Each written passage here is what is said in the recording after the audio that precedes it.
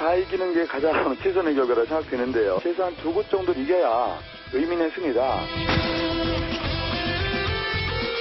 최종 점수 몇 대 몇? 네 곳 모두 이기기를 소망해야 안 되겠습니까? 선거를 지휘했던 저로서는 뭐 다 이겨야 한다 이렇게 생각합니다.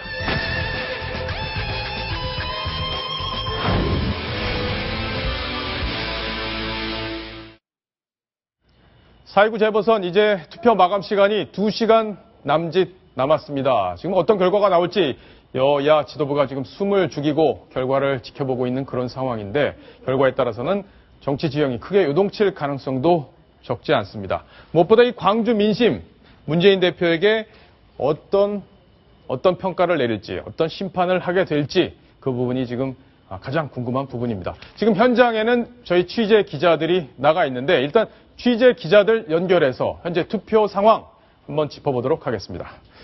자, 일단 광주 서울과 서울 관악의 현장 기자가 나가 있는데요. 광주 서울에 나가 있는 성시온 기자 화면으로 전화로 연결을 해보겠습니다. 자, 광주부터 먼저 가보겠습니다. 광주 서울로 한번 가보겠습니다.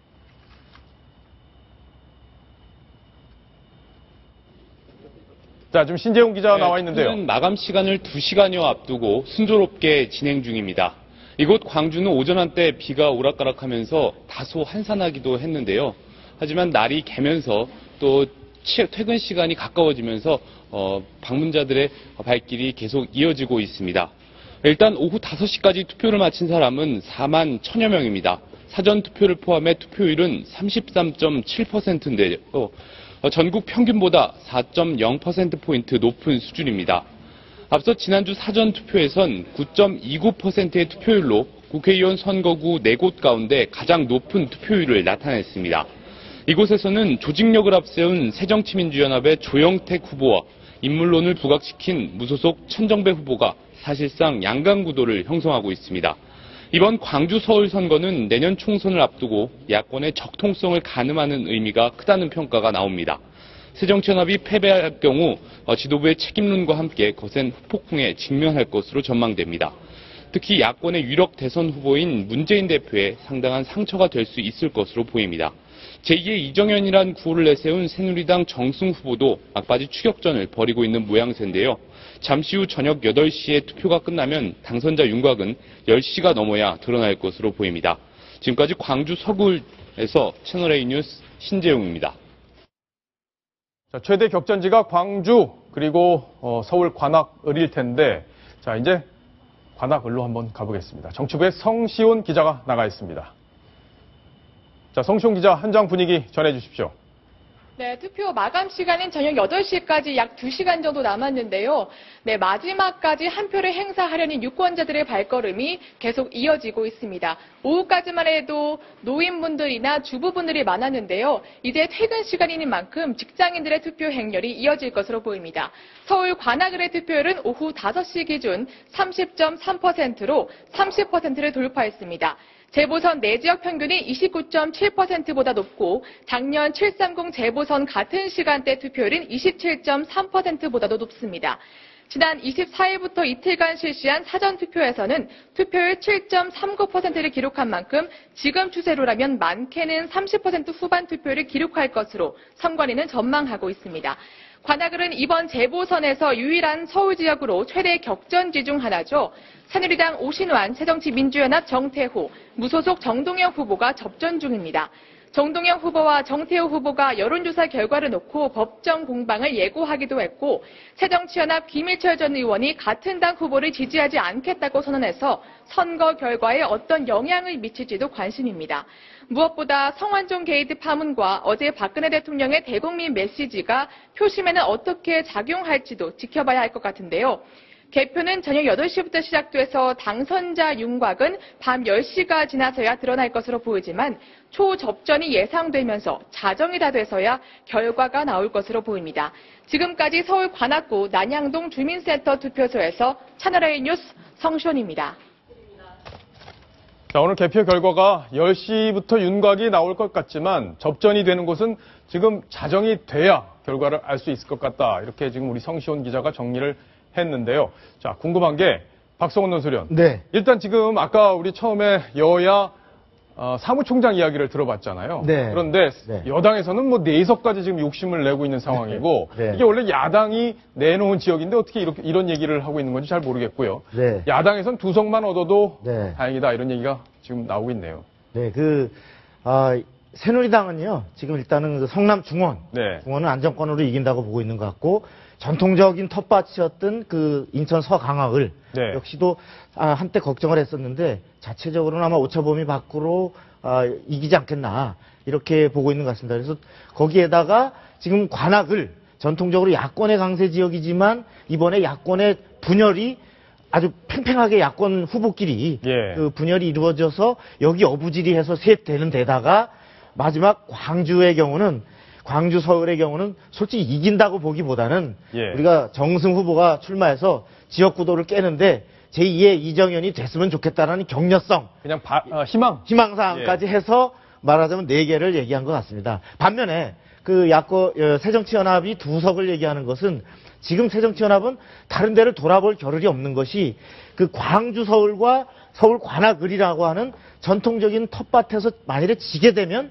정말 내 코가 석자, 정말 문재인 대표의 앞날이 컴컴해지고 당의 전도가 어두워지는 이런 상황이기 네. 때문에 2석만큼은 반드시 이겨줬으면 좋겠다. 네. 그런 희망을 얘기한 것 같습니다. 자, 저희가 지금 패널 분들에게 판넬을 나눠드렸습니다. 자, 이게 어느 후보가 이길 것 같다 이런 건 아직 선거가 끝나지 않았기 때문에 그렇게 예상할 수 없고요. 다만 몇 대 몇이다 이런 정도는 좀 예상해 볼 수 있는데, 자, 전원책 변호사 어떻게 쓰셨는지 궁금한데, 자, 보겠습니다. 좀 모호하게 썼습니다. 새누리당이 앞에 숫자는 제가 보수 농객 입장에서 쓴 것이고 예. 뒤에 입장은 정치평론가 입장에서 쓴 겁니다. 네, 어렵습니다. 앞에 입장에서 쓰는 광주를 제외하고는 네. 전부 다 새누리당이 이길 것이다. 네. 일종의 좀 희망사항이 들어가 있는 것이고 예. 뒤에는 이 관악을에 역시 무소속에 당선될 가능성이 있다. 관악을은 정동영 후보도 무소속에 뭐 표소리 생각해 볼 수 현상이 있다. 생기면 예. 무소속에 당선될 가능성이 있다. 네. 이렇게 해서 2대 0, 2. 네. 그러니까 어떻든 새정치민주연합이 참패를 하는 건데, 만약에 이 뒤의 경우가 되면 문재인 대표로서는 엄청난 타격이 될 겁니다. 왜 예. 그런가 하면 문재인 대표는 지금 그 여당과의 싸움이 아니고 천정배 정동영과의 싸움을 하고 있다고 저는 생각을 합니다. 네. 만약에 천정배 후보와 정동영 후보가 당선이 되면 문재인 대표에게는 당권은 물론이고 네. 대권 후보조차도 이제 장담할 수 없다. 네. 이렇게 생각을 합니다. 그렇군요. 박성원 논설위원은 네. 새누리당이 2석, 네. 새정치민주연합이 1석, 무소속이 네. 1석 이렇게 네. 볼 걸로 예상을 네. 했는데 네네. 새누리당이 아무래도 조금 더 이번에는 더 힘을 받을 것 같다. 그렇습니다. 지역 구체적인 지역은 좀 지역은 얘기하면 안 되나요? 언급 안 하시는 게 좋을 것 같아요. 역시 이제 예상하시는 대로 2석이고, 지금 광주와 이제 관악을, 예. 여기서는 역시 무소속이냐, 새정치연합이냐, 이 싸움. 아무래도 관악을이 지금 네. 그럴 것 같습니다. 네. 네. 자, 천상철 차장, 정치부 지금 차장, 현장에서 늘, 후배들의 지금 취재 내용을 보고받고 있는데, 네. 새누리당 2석, 무소속이 2석, 이렇게 예상을 했군요. 사실 민심이 굉장히 정확하지 않습니까? 그동안에 여러 차례 총선과 재보궐선거를 보면 황금 분할 비율로 항상 네. 누구의 손도 들어주지 않는 게 국민들의 유권자들의 표심이었습니다. 사실 따지면 이 무소속은 사실 야권 성향이기 때문에 전체로 봤을 때 집권 여당과 야권 성향의 이 반반씩 나눠줬다. 예. 이렇게 해서 2대1을 들었습니다. 그렇군요. 황순욱 차장도 궁금합니다. 1대 2대 1이다. 예, 정치부 천상일 차장이 저렇게 얘기하고 저는 굉장히 지금 다른 의견이 되겠네요. 예. 천정배 후보를 생각하면서 무소속을 한 사람은 예상을 했는데 네. 그런 생각을 했습니다. 여당이 여태까지 지나치게 수년간 꽃놀이패를 누려오지 않았나. 야당의 당내 개파 분열 이런 것 때문에 굉장히 꽃놀이를 즐겨왔는데 사실 민심 얘기를 옆에서 하셨는데요. 민심이라는 게 사실 선거 뚜껑 열어봐야지 아는 거 아닙니까? 그렇죠. 그리고 이번에 서완종 사건 이후에 여당에 대한 민심이 상당히 굉장히 조금 성이 많이 나 있고 그런 부분에 대해서 좀 야당에도 국민들이 어떤 좀 기대를 하고 있지 않을까. 그리고 이번에 좀 야당에도 좀 어떤 기회를 주는 그런 기회를 한번 얻어보지 않을까. 이런 예. 생각을 좀 한번 다르게 좀 해봤습니다. 예. 자, 일단 선거는 저도 선거 현장에서 여러 번 취재를 해봤지만 예상보다는 결과를 놓고 해석하는 것들이 나중에 나오는 경우가 많고 또 예상이 맞지 않는 경우도 참 많은데 이번에는 정말 어떤 결과가 나올지 많은 관심들을 갖고 있었고 특히 이 성완종 리스트가 터진 상황에서 또 특히 대통령까지 담화를 한 상황에서 선거가 치러지기 때문에 어떤 결과가 나올지 정말 전국이 아주 이 선거 결과에 굉장히 좌우될 것으로 그렇게 예상이 되고 있습니다. 자, 오늘 선거운동, 막바지 선거운동 계속이 됐는데 여야 대표들 이번에는 예산 문제로 표심을 자극을 했습니다. 어떤 이야기인지 영상을 직접 보시겠습니다. 저는 예산 폭탄을 퍼볼 자신이 있습니다.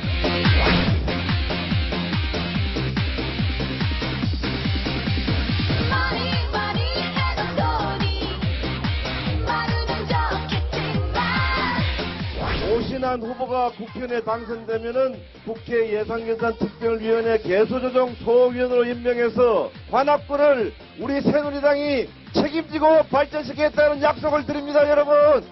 한점만 우리 신동근 후보에게 한번 맡겨봐 주십시오. 제가 예산을 많이 확보할 수 있는 그런 예결위원이라든지 이런 직책에 맡겨서 강화발전 확실히 이뤄낼 수 있도록 최선을 다하겠습니다.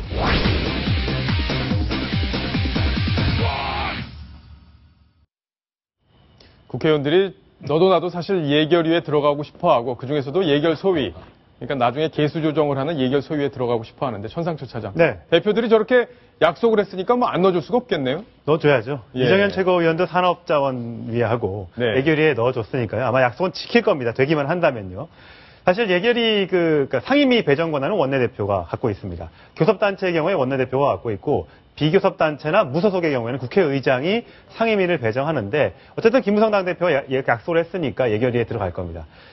여러분들 중에 모르시는 분들을 위해서 설명을 좀 해드리자면 예결위원이 한 50명 정도가 됩니다. 네. 다른 상임위는 보통 2년에 한 번씩 상임위를 교체를 해줍니다. 그러니까 4년 임기 동안 2번 정도 다른 상임위에서 일을 해볼 기회를 갖는데 예결위는 매년 한 번씩 바꿔줍니다. 그러니까 50명이잖아요. 네. 그러면 4년 텀이면 200명이 됩니다. 200명에 한 번씩은 예결위에 갈 수 있고 비례대표를 빼고 그다음에 예결위원장이나 당직을 맡고 있는 사람 빼보면 300명 국회의원 대부분이 한 번씩은 예결위에서 일을 하고 자기 지역을 위해서 예산을 가져갈 수 있는 그런 권한을 갖는다. 이렇게 보시면 될 겁니다. 근데 제일 중요한 게 소위 정말 우리가 많이 개수조정 소위라고 개수조정 소위라고 하죠. 예. 쪽지 예산, 뭐 카통 예산, 그래서 자기 지역구에 다리 건설하고 KTX 놓고 뭐 이런 것들 많이 하는 곳. 거기에 들어가기 위해서 굉장히 이 씨름을 많이 하는데 모르겠습니다. 김무성 대표가 거기에 넣어주겠다는 건지 아니면 50명 중에 한 명이 그냥 예결위원을 넣어주겠다는 건지 그거는 확인되지 않지만 어쨌든 김무성 대표가 아까 개수조정 소위라고 분명히 얘기를 했어요. 그랬다면 예. 정말 중요한 자리에 넣어주는 예. 거니까 되기만 한다면 뭐 상당히 큰 권한을 누리게 될 것 같습니다. 네. 저렇게 뭐 강화에도 뭐 다리도 필요할 테고 또 관악을 해도 뭔가 시설이 필요할 텐데 예결 소위에 들어가면 예산 다 땡겨가면 나머지 지역은 또 어떻게 할지 걱정인데 전우책 변호사님. 예, 지금 김무성 대표가 이번 선거 지원 연설을 하면서 네 지역 전부 다 그런 얘기를 했어요. 예, 이 지역은 다 낙후 지역이다. 발전 네. 못한 지역이다. 이래서 이 여당 국회의원 뽑아서 발전시키자. 그 여당 국회의원이 있으면 발전하고 야당 국회의원이 있으면 낙후를 한다. 이런 식의 선거 연설, 저는 굉장히 후진적 민주적 태도다, 이렇게 생각을 하는데, 예. 어떻든 지금까지 보면, 그 예산이 통과됐을 때마다 늘 나오는 말씀이 바로 그겁니다. 소위에, 개수 소위에 있었던 사람들, 거기 다 예산 따가지고 불필요한 다리, 불필요하다고 하면 좀 과장됐습니다만, 어떻든 그렇게 긴급하지 않은 그 지역 사업에 예산을 따온단 말이에요. 네. 그 나머지 지역은 어떻게 됩니까?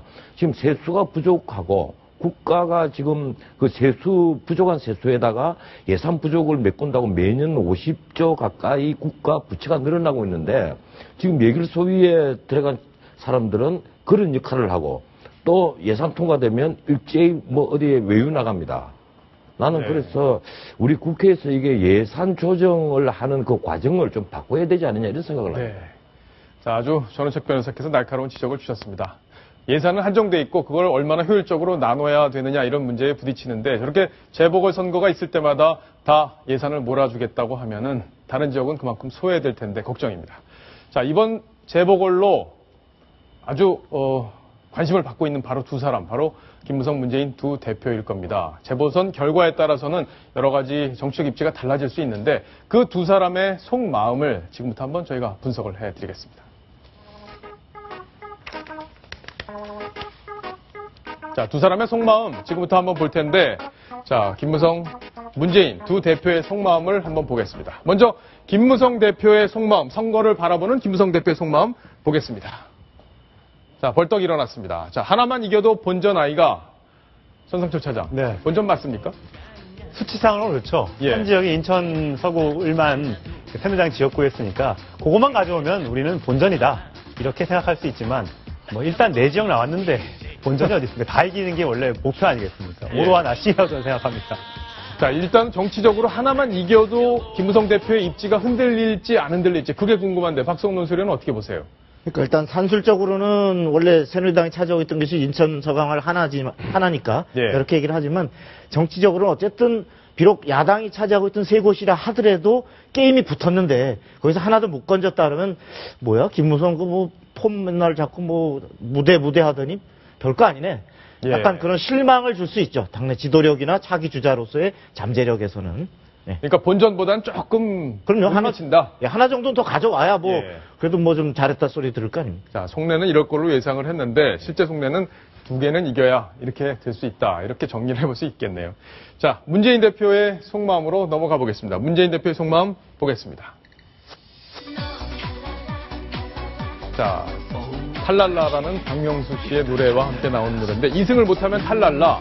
전원책 변호사님, 예. 진짜 탈이 날 것 같긴 합니다. 탈날 정도가 아니겠죠. 예. 지금 그렇지 않아도 이 야당이 화학적 융합을 못하고 있거든요. 네. 신노계와 비노계가 화학적 융합을 못하고 있는데 지금 그 비노계 쪽에 꼬투리를 잡힐 일밖에 아마 없을 겁니다. 특히 천정배 후보와 정동영 후보가 만약에 당선을 하고 그 지역에 야당 후보가 낙선을 한다면 네. 예, 문제는 심각해지겠죠. 그럴 수 있겠네요. 예. 자, 김무성 대표의 이어지는 속마음 한번 보겠습니다. 김무성 대표 속마음 하나 더 보겠습니다. 자, 3승 이상, 나도 아싸 이렇게 되는군요. 그죠? 3승 이상이면은 사실 그동안 대권 주자로서의 입지가 그렇게 탄탄하진 않았는데 이번에 좀 탄력을 받을 가능성이 있습니까? 어떻습니까? 그럼요. 그 삼승이라 그러면 아까 얘기한 그 성남 중원과 인천 서강화을은 이제 당연히 이기고 예. 그 어렵다라고 하는 서울 관악을 해서도 이긴다는 얘기인데 이렇게 되면 그 김무성 대표로서는 상당히 그 득표력이 인정되는 박근혜 대통령에 의존하지 않는 선거에서 자력으로 지금 처음으로 어떤 4대 3을 이겼다, 4개 중에 3을 이긴다라면 예. 상당히 탄탄해지는 거죠. 그렇겠네요. 자, 선거를 바라보는 두 사람의 속내 지금 복잡할 겁니다. 자, 문재인 대표의 마지막 속내 보겠습니다. 문재인 대표. 자, 뭘까요? 3승 이상을 하면 친박, 비노, 노숙, 국물도 없다 이거군요. 노숙. 손상철 차장. 노숙, 국물도 없다. 무슨 뜻인가 했습니다. 예. 아마 이제 주도권 확실히 쥔다. 그죠? 그리고 친박, 비노. 아무래도 좀 상대적으로 친노 중심으로 어떤 정치권의 질서가 형성될 가능성. 그걸 얘기하는 건가요? 그렇습니다. 뭐 3승이면 당연히 그런 얘기가 나올 수밖에 없고요.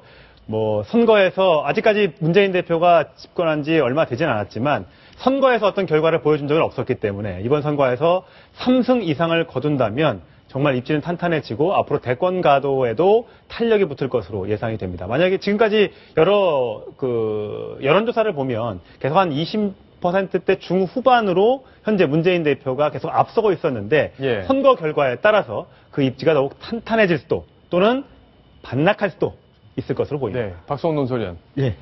특히 여기서 3승이라 그러면 기본적으로 지금 광주와 서울 관악을이라고 하는 야권의 대표성을 놓고 지금 한판 일합을 겨루는 이 두 군데서 이기는 데다가 예. 지금 여권의 전통적 텃밭이라고 하는 인천 강화을을 이기는 것을 의미합니다. 그렇죠. 이렇게 되면 문재인 대표로서는 앞으로 여권 내의 차기 경쟁, 특히 비노들의 어떤 견제 이런 부분을 다 무너뜨리고 그대로 질주하는 뿐만 아니라 여권의 강세인 보수 지역까지도 파고들 수 있다. 네. 이런 자신감을 굉장히 가질 수 있겠죠. 그렇겠네요. 예, 특히 그 호남 신당론이 많이 나왔지 않습니까? 그랬죠. 지난번 전당대회 이후로 호남 신당론이 나오고 이 정동영 그 의원 전 장관이라든가 천정배 전 의원이 이 호남 신당론에 은근히 불을 지피고 있었는데 만약에 광주에서 문재인 대표가 그동안 열심히 선거운동을 해서 이 새정치민주연합이 승리를 한다면 이 문제는 심각해지겠죠. 예. 이 광주에서도 문재인이 통한다.